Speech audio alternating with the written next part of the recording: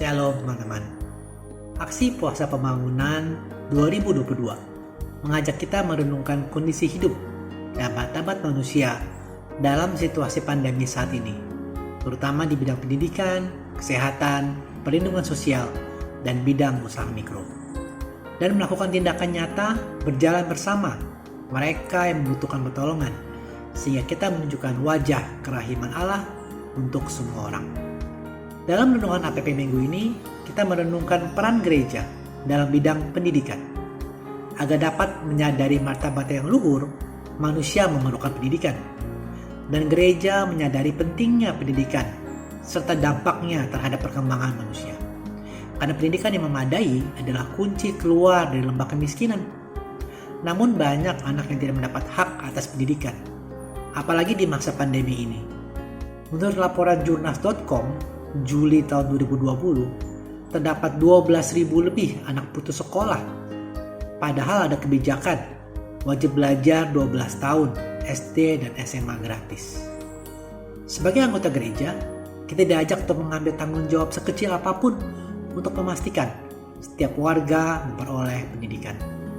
Mari kita baca dari bacaan kitab suci. Yang pertama diambil dari Sirach bab 30 ayat 2, 4, 5, dan ayat 13 berikut ini. Barang siapa mendidik anaknya dengan tertib akan beruntung karenanya, dan di kalangan para kenalan boleh membanggakannya. Meskipun ayahnya meninggal, namun seolah-olah tidak mati, sebab gambarnya telah ditinggalkannya.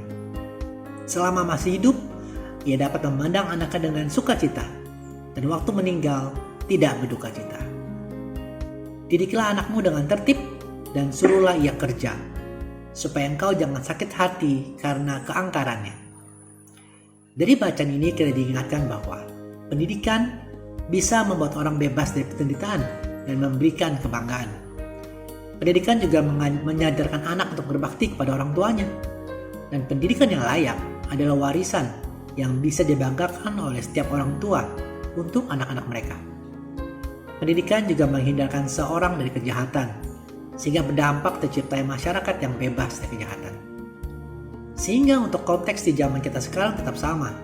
Pendidikan adalah tugas utama dan pertama dari orang tua.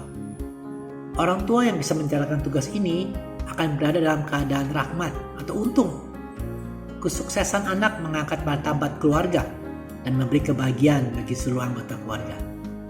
Pendidikan yang baik akan berdampak bukan hanya untuk anak, tetapi untuk keluarga dan masyarakat.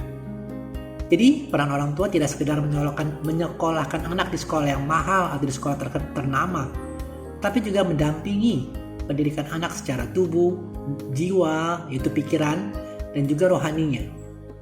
Orang tua menjadi teladan dalam semua hal ini. Jika orang tua rajin olahraga, maka biasanya anak juga rajin olahraga. Itu juga hal dalam hal rohani. Saat orang tua rajin dan menunjukkan kebiasaan berdoa dan baca kitab suci, maka anak akan terbiasa dan rindu firman Tuhan. Hal ini juga diteguhkan oleh Rasul Paulus dalam tulisannya di suratnya kepada jemaat di Efesus bab 4 ayat 17-18. Sebab itu kukatakan dan kutegaskan kepadamu di dalam Tuhan, jangan lagi hidup seperti orang yang tidak mengenal Allah dengan pikirannya yang sia-sia dan pengertiannya yang gelap, jauh daripada kehidupan persekutuan dengan Allah, karena kebodohan yang ada dalam mereka dan karena kedegilan hati mereka. Dari bacaan ini, kita diajak Rasul Paulus untuk hidup dalam persekutuan dengan Allah. Hidup yang memiliki pikiran yang paham tentang penting dalam hidup. Dan hal ini dimulai dengan takut akan Tuhan dan dilanjutkan dengan pendidikan yang baik pikiran maupun secara rohani. Seperti tertulis dalam dua ayat berikut ini. Mazmur 111 bab 10. Permulaan hikmat adalah takut akan Tuhan. Semua orang yang melakukannya berakal budi yang baik. Puji-pujian kepadanya tetap untuk selamanya. Amsal 1 ayat 7. Takut akan Tuhan adalah permulaan pengetahuan, tetapi orang bodoh menghina hikmat dan didikan. Dengan renungan minggu ini, kita diajak membangun komitmen dan membuat aksi nyata, di antaranya dengan menyisihkan rezeki atau kelebihan kita untuk bisa meringankan biaya sekolah mereka yang kurang beruntung, atau bersama-sama dengan lingkungan membuat koin peduli pendidikan. Juga bisa dengan menyumbangkan seragam sekolah, sepatu, atau tas yang masih layak pakai, dan buku-buku yang masih baik. Semoga renungan APP ini bermanfaat bagi Anda, dan terima kasih sudah menyaksikan. Mohon like dan subscribe untuk membantu channel ini bertumbuh, dan firman Tuhan semakin diwartakan. Sampai bertemu pada video kedua kita Rabu depan.